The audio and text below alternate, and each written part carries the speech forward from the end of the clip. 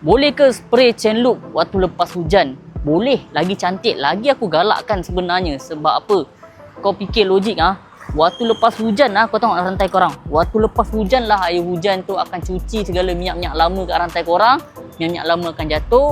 Waktu hujan tu lah akan buang segala pasir-pasir abu-abu yang melekat lama dekat rantai korang. Waktu hujan tu lah yang akan buat rantai korang agak bersih, agak kering. Sebab tu aku lagi galakkan spray chain loop lepas hujan.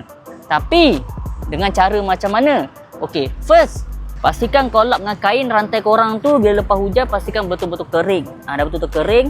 And then kalau nak spray boleh spray sekatanya. And then tunggu at least 5 minit lah sebenarnya. Sebab bila musim hujan rantai pun sejuk apa semua kan. Takut ada kes-kesan air lagi menitik apa semua lagi. At least tunggu 5 minit paling cantik lah sebenarnya. Yang betul-betul meresap. And then barulah kau boleh jalan macam biasa. Cuma apa yang tak boleh buat? Yang tak boleh buatnya, kalau korang spray chain loop waktu keadaan rantai tengah basah.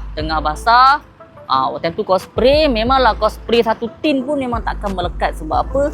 Penuh dengan air, minyak takkan melekat dengan air. Itu yang ramai orang buat silap kalau spray chain loop lepas hujan. Tapi kalau kau tanya aku lagi galakkan sebenarnya. Tapi dengan cara yang betul lah.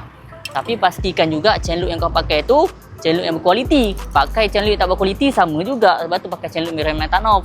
Sebab apa? Formula aditif yang kita buat lebih likat, tahan lama dan tak mudah mercik dekat spok rim. So dah ramai yang beli. So thank you mana yang support kita. Yang mana korang nak beli pakai chain loop, boleh dapatkan chain loop tu sekarang. Memang puas hati dah ramai dah yang beli.